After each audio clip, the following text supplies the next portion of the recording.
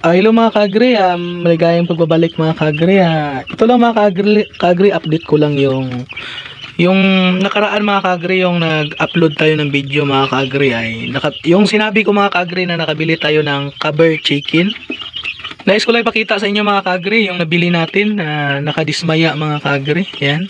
After 2 weeks mga kaagri mula nung binili natin. 2 to 3 weeks. Ngayon mga kaagri, nakita nyo sa video mga kaagri ay nakakalungkot mga kaagri na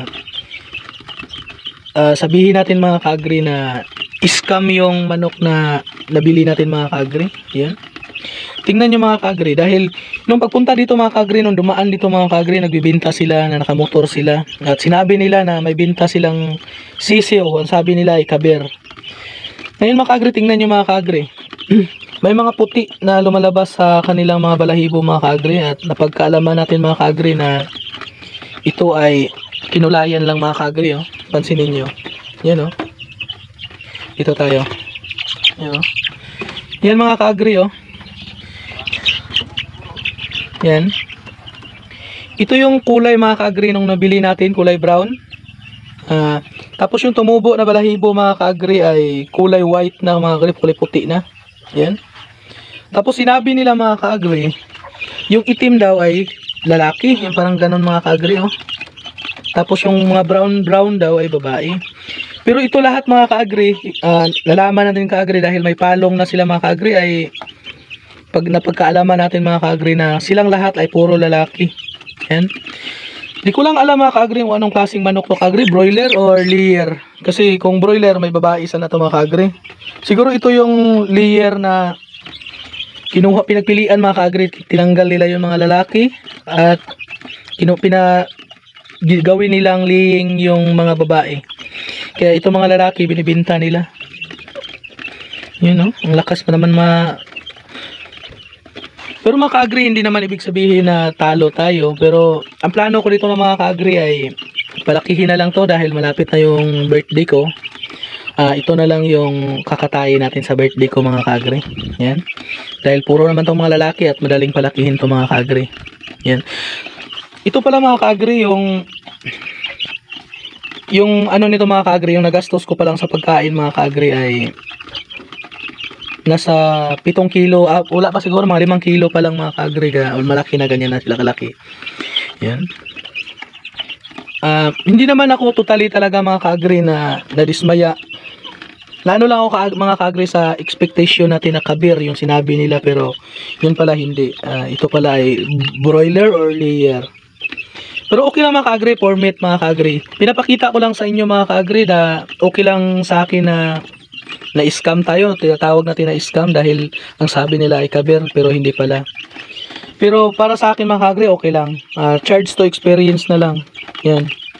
Nasasabi kong charge to experience. Para sa inyo mga kaagri, pag may dumaan na mga nagbibinta ng mga sisiw, huwag na siguro kayong magtiwala. Yan. Okay lang. Okay lang to mga kaagri, ako na scam. Hindi sa makapanood nitong video na to, hindi na ninyo maranasan. Yan. Tips ko lang mga kaagri, di baling makabili kayo ng mahal mga kaagri. Basta sigurado na kung ano yung klase na manok. Yan. At target natin mga kaagri, makapag-alaga ng mga maraming klase ng manok mga kaagri, at para makaproduce tayo ng magandang lahi or pure. Dahil mga kaagri, sana mga kaagri hindi na kayo ma-scam pag may dumaan dyan sa inyo na nagbibinta ng ano-anong mga sinasabi. Kasi ang galing talaga nila magkulay mga kaagri. Sa hindi pa nakakapanood mga kaagri sa una nating video about dito sa mga sisiw na to, ay ililink ko sa baba para mapanood nyo. Ang bili ko pala dito mga kaagri ay ang sabi nila mga kaagri, tag 50 ang isa dahil kaber daw at nainganyo tayo. Pero natawaran ko mga kaagri, sabi ko 15 piraso, 500. Pumayag mga kaagri at yun, nakabili tayo ng 15 piraso at namatayan ng 3. Hindi na yun masama mga kaagri para sa atin. 3 yung namatay at 12 yung nabuhay. Yun.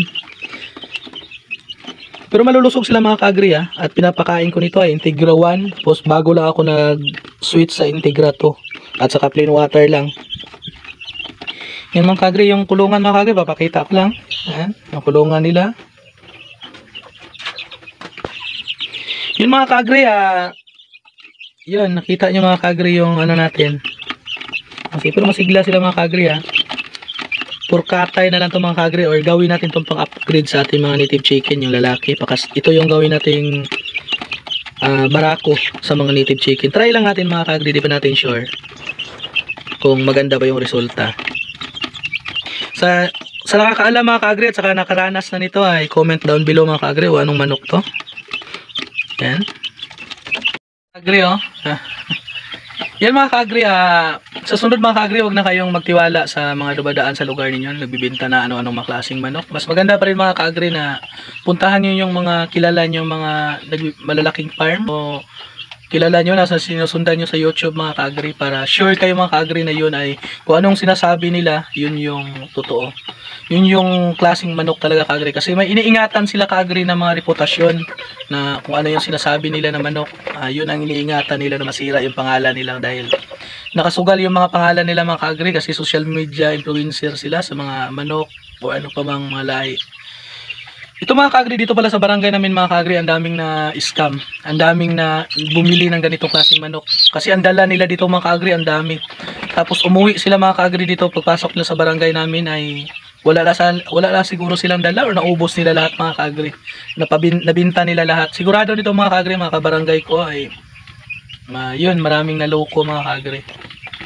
Pero hindi na to masama mga kaagri 2 weeks natin na pag-alaga, siguro nasa 1/4 na. Ayan, napalaki na din to ng maayos mga kaagri dahil noon mga kaagri 2010, 2009 ay nakatry ako mga kaagri noon sa pag-alaga ng manok sa poultry, sa mga broiler mga kaagri, yung 20 to 35 days harvest na, magkikilo na. Tapos na-i-apply ko dito mga kaagri, kaya napalaki natin to mga kaagri, tapos hindi na sisiyo. Yan, napalaki natin ng maayos yung natutunan natin dati mga kaagri na sa pag-alaga ng broiler, na apply natin dito, kaya less yung patay at napalaki natin ng maayos na lang mga kaagri. Yan, malaki. Yun lang mga kaagri at maraming salamat sa panonood. Hope na subaybayan nyo ang aking journey dito sa probinsya mga kaagri, buhay probinsya. Maraming salamat mga kaagri, and i-subscribe nyo ako mga kaagri, Marlon Agri Vlogs, at maraming salamat mga kaagri. Bye-bye.